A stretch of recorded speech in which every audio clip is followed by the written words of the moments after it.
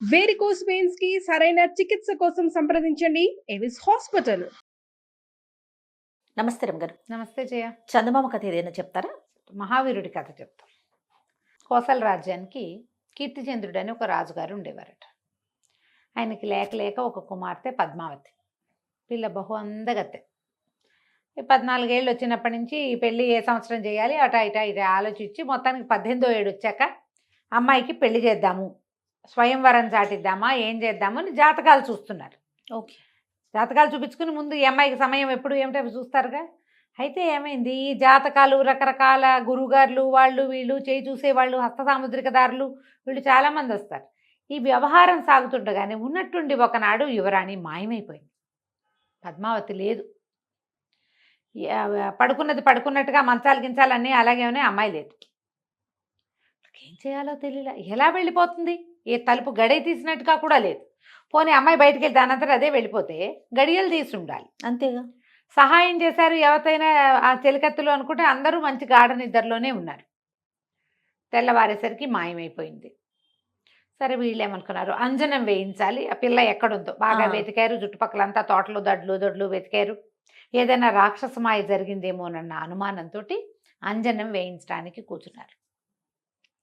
కూర్చుంటే ఒక అంజనం వేసే పంచాంగకర్త అనకూడదులే, ఒక గురువుగారు ఉన్నారు వీళ్ళ దగ్గర. ఆయన అంజనం వేసి చూశాడు.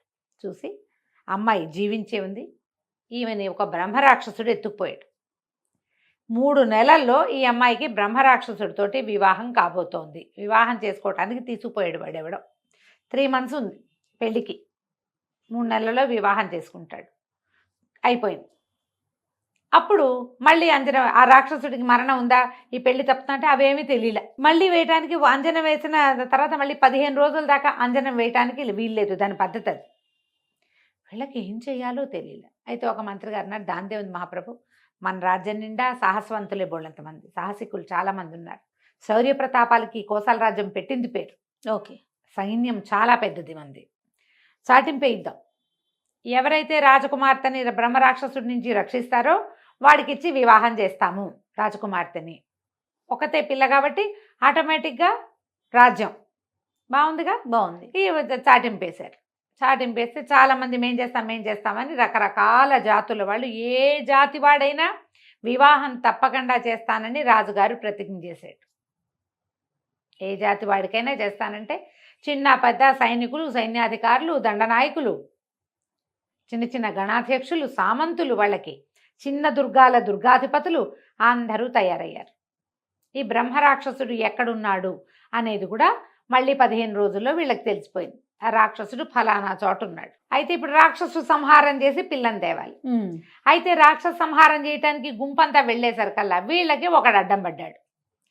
ఏ అడవిలో, ఏ వింధ్యాటవిలో బ్రహ్మరాక్షసుడు ఉన్నాడని వీళ్ళు తెలుసుకున్నారో ఆ వింధ్యాటవి ముఖద్వారం దగ్గరే మహావీరుడు అనేవాడు ఒకడు కాచి కూర్చున్నాడు. వచ్చిన ప్రతి వాళ్ళని నాతో యుద్ధం చేయండి, తర్వాత రాక్షసుడితో చేద్దురుగా అని అంటాడు. వాడి చేతిలో ఓడిపోయి తిరిగి వచ్చేస్తున్నారు. వాడేం చంపట్లా ఎవరిని. నువ్వు నన్నే చేయలేదు, బ్రహ్మరాక్షసుడు నువ్వేం చేస్తావు పోపో అంటాడు. ఇక రోజులు గడుస్తున్నాయి. ఈ కౌశాంబి నుంచి, ఈ కోసల రాజ్యం నుంచి గుంపులుగా వెళ్ళటము, ప్రతివాడు వాడితో ద్వంద్వ యుద్ధం చేయటం, వాడి చేతిలో ఓడిపోవటం, తలకాయ దించుకుని మా వల్ల ఏమవుతుందని వచ్చేస్తున్నారు. రోజులు గడిచే కొందికి ఆ రాక్షసుడు అమ్మాయిని వివాహం చేసుకునే దినాలు దగ్గరకు వచ్చేస్తాయి కదా. ఈ రాజుకి వాళ్ళకి అర్థం కాల. తమ సైన్యాధ్యక్షుడిని పంపించినా వాడు చితకొట్టి పంపేశాడు వెనక్కి. దండనాయకుడిని పంపిస్తే చితకొట్టి పంపేశాడు. తీరా వీళ్ళు తెలుసుకున్నారు ఏమిటి, ఈ ఎవడైతే పర్టికులర్ ఇక్కడ నుంచున్నాడో ఈ మహావీరుడు అనేవాడు ఎవడో కాదు, వాడు కోసల రాజ్య పౌరుడే. వాళ్ళ నాన్న పూర్వం మహారాజ భక్తుడిగా పేరు పొందినటువంటి ఒక దండనాయకుడుగా పనిచేశాడు. అయితే ఆ దండనాయకుడు ఒక యుద్ధంలో మరణించాడు. ఓకే. ఏదో ప్రాబ్లం అయి మరణించాడు. ఈ అబ్బాయి చాలా కాలం ఎక్కడికో పోయి విద్యలు నేర్చుకొచ్చాడు. ఇప్పుడు వాడు ఇక్కడ పొంచి కూర్చున్నాడు. రాజుగారికి ఏం చేయాలో అర్థం కాల. అక్కడి నుంచి వాళ్ళ అమ్మ ఎక్కడుందో వెతుక్కున్నారు. ఆవిడ కోసల రాజ్యంలోనే ఉంది. ఆ అమ్మ దగ్గరికి వెళ్ళారు. వెళ్ళి మీ వాడు రాజద్రోహిగా ప్రవర్తిస్తున్నాడు, రాజకుమార్తెను తేవటానికి వెళ్ళిన వాళ్ళందరినీ అడ్డుకుంటున్నాడు, వీడు సరైన వాడుగా ప్రవర్తించట్లేదు, నీ భర్త రాజభక్తుడు, చివరి ఏదో ఇబ్బంది అయ్యి అతను మరణించాడు, ఊరు పేరు లేకుండా పోయాడు, వీడు కూడా అలాగే చేసేలాగా ఉన్నాడని రాజుగారు అనేసరికి ఆవిడ కాదు కాదు మహాప్రభు మావాడు మహారాజ భక్తుడు, మామూలు భక్తుడు కాదు, మహాభక్తుడు వాడు. అసలు రాజ్యానికి చెడుపు తెచ్చే చెడ్డ పేరు తెచ్చే పని చెయ్యనే చెయ్యడు, అలాంటి వాడు కాదు. వాడికి పరమ రాజభక్తి, చాలా రాజభక్తి. వాడు ఇలా చేయటానికి ఏదో కారణం ఉండుంటుంది, ఏం కారణం ఉందో తెలీదు.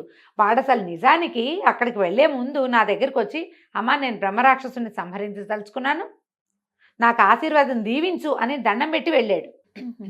చిన్నప్పటి నుంచి నా భర్త వాడు చిన్నప్పుడే చనిపోయాడు, ఊరు పేరు లేకుండా పోయాడని, నీకు అలాంటి చావు రాకూడదని నేను ఎప్పుడు చెప్పేదాన్ని. దాంతో మావాడు, అమ్మ ఈ మరణం లేకుండా, అంటే ఊరు పేరు లేని మరణం లేకుండా ఎవరైనా నన్ను ఎదిరించేవాడు లేని వరాన్ని పొందుతాను నేనని నా దగ్గర నుంచి వెళ్ళిపోయాడు. చిన్నప్పుడే 14 ఏళ్ల వయసులోనే వెళ్ళిపోయాడు. 10 సంవత్సరాలుగా వాడు ఎన్ని చోట్ల తిరిగి ఎన్నో విద్యలు నేర్చుకున్నాడు. మహావీరుడు వాడు, పేరుకు తగ్గట్టే. పైగా రాజభక్తుడు. కోసల రాజ్యం అంటే మా పరమ ప్రీతి. వాడు ఎక్కడెక్కడో ఉన్నాడు, నన్ను తీసుకెళ్ళలా, వాడు మళ్ళీ వెనక్కే వచ్చాడు. పైగా బ్రహ్మరాక్షసుని చంపుతానని దీవెనలు అడిగాడు నన్ను. అతను ఎందుకు ఇలా తిరగబడుతున్నాడో నాకు కూడా తెలియటం లేదండి. మా అబ్బాయి అలాంటి వాడు కాదని ఆవిడ ఏ ఒట్టు పడితే ఆ ఒట్టేసింది.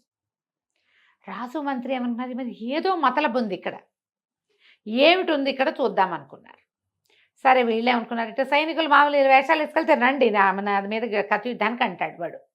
అలా కాదని ఒక రైతు కూలి వేషం వేసుకుని, రైతుల వేషాలు వేసుకుని రాజుగారు మంత్రి గారు అక్కడికి పోయారు. మహావీరుని చూస్తే ఆశ్చర్యపోయారు. వాడు మంచి చువ్వలా ఉన్నాడు, అసలు కత్తిడాలు చేస్తే వాడు త్రిపురాంతకుడులాగా కనపడుతున్నాడు. మంచి అంటే ఏదో దుష్టబుద్ధి అలాంటివి ఉన్నవాడిలాగా లేడు, చాలా ప్రశాంతమైన వదనము, చాలా క్లారిటీ ఉన్న మొహం వాడిది. వీళ్ళకి అర్థం కాల. వీళ్ళు అక్కడ ఉండగానే ఒక గుంపు వచ్చింది, దండనాయకుల గుంపు. వాళ్ళందరినీ చితకొట్టి పంపేశాడు. నన్ను ఓడించి లోపలికి వెళ్ళండి వింధ్యాటవిలోకి అంటాడు. సరే అడిగారు వీళ్ళు, నాయన ఏమిటో నువ్వు ఇక్కడ ఎందుకున్నావు, ఏం చేస్తున్నావంటే, మరి కోసల రాజ్యం తాలూకు వీళ్ళందరివి ప్రతాపాలు గమనిస్తున్నానండి అన్నాడు.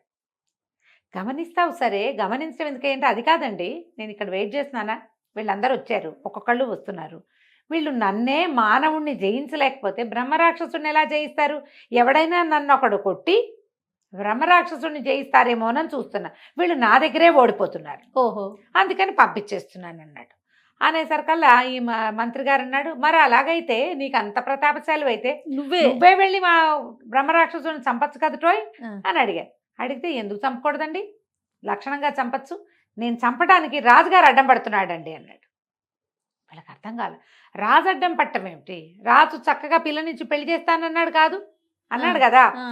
అదే కదండి సమస్య, నా సమస్య అదే అనేసరికి వీళ్ళకి అర్థం కాలేదు. ఏమిటి నీ ఉద్దేశం ఏమిటి, నువ్వెందుకు చంపవు బ్రహ్మరాక్షసుడు అంటే, ఆయనేమో పిల్లనిచ్చి పెళ్లి చేస్తానన్నాడండి, నాకు ఆ పిల్ల వద్దు, అందుకని ఇక్కడ వేచి ఉండి వీళ్ళందరూ చచ్చిపోవటం ఎందుకు, ఎవడు నన్ను జయించగలడో వాడు బ్రహ్మరాక్షసుడిని కూడా జయించగలడు, ఎందుకంటే నేను ఒక ముని వల్ల వరం పొందాను, నన్ను ఎవ్వరూ ఎదిరించలేరని, నన్ను ఎదిరించగలిగిన వాడే వాడిని చంపగలుగుతాడు.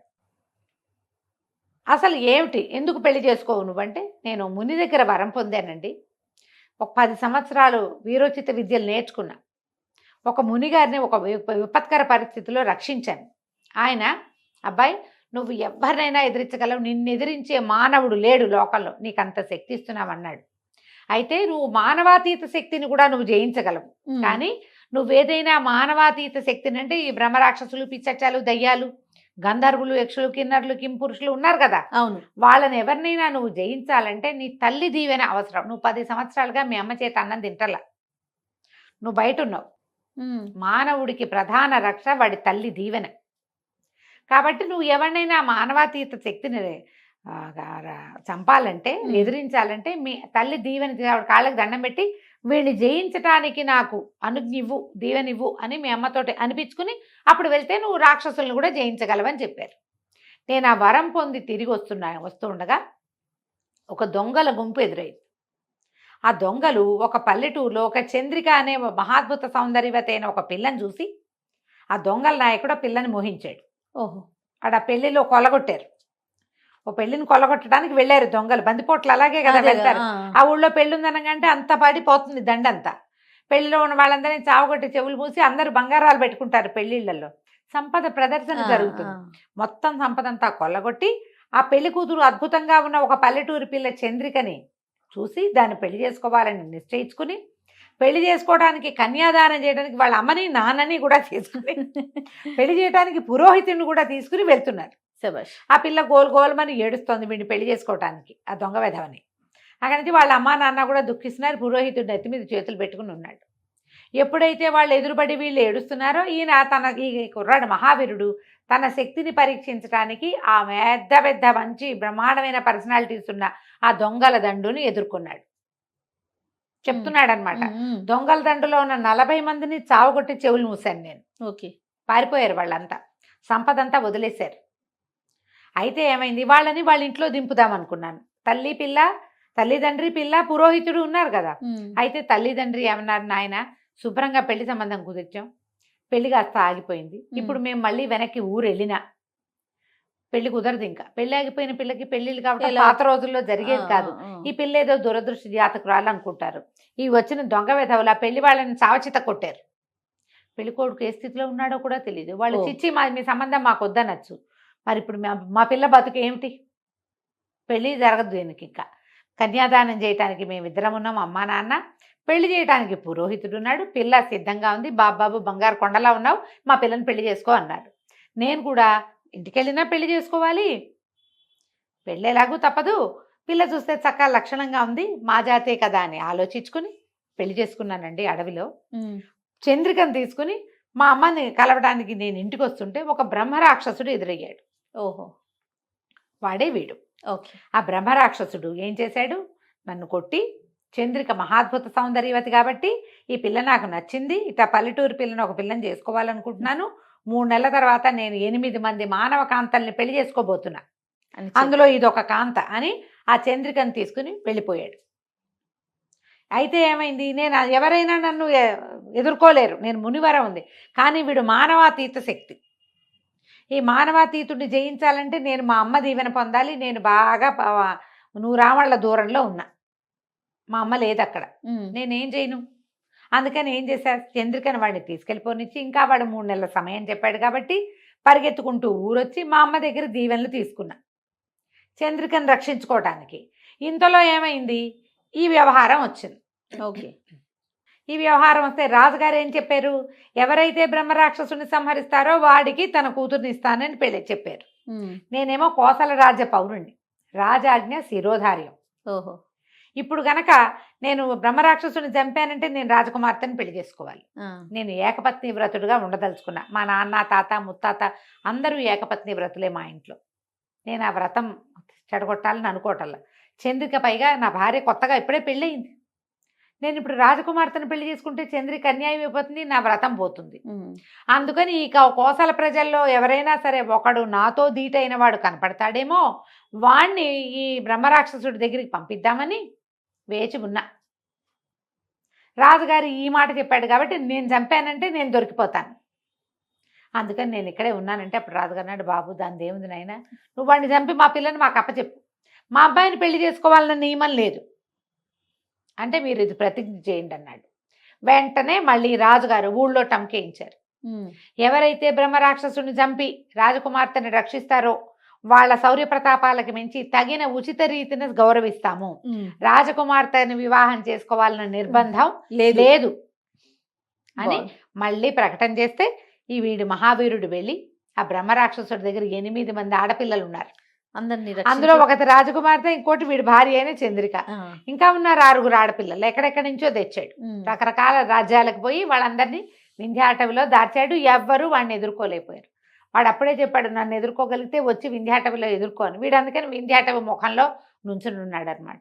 లోపలికి వింధ్యాటవిలోకి వెళ్ళి ఆ బ్రహ్మరాక్షసుడిని ఎదుర్కొని వాడిని చంపేసి, ఎందుకంటే వీడికి అమ్మ దీవెన లభించింది, 8 మంది ఆడపిల్లల్ని ఫ్రీ చేశాడు. తన భార్యను తను తెచ్చుకుని రాజకుమార్తెని సగౌరవంగా మహారాజు దగ్గర చేర్చాడు. మిగతా 6 పిల్లల్ని ఏ రాజ్యాల వాళ్ళనో కనుక్కుని రాజుగారే ఎవరిళ్ళకి వాళ్ళని, పెద్ద పిల్లలు కదా పెళ్ళిడి పిల్లలుగా, సగౌరవంగా ఆడపిల్లల్ని పంపించేశారు. రాజకుమార్తెకి తర్వాత కాలంలో వివాహం జరిగింది. ఈ మహావీరుణ్ణి సర్వసైన్యాధ్యక్షుడిని చేసి తన దగ్గరే పెట్టుకున్నాడు రాజుగారు. అతన్ని ఎవరు ఎదిరించలేరు. రాజ్యం చల్లగా ఉంటుంది. ఏ సంక్షోభానైనా అతను ఎదుర్కోగలడు కాబట్టి ఇలా చేసి ఈ మహావీరుడిని యొక్క ప్రతిజ్ఞని నిలబెట్టాడు రాజుగారు. కథ కంచికి మనం ఇంటికి. బాగుంది రమ్మగారు. నమస్తే అండి. నమస్తే చెయ్య.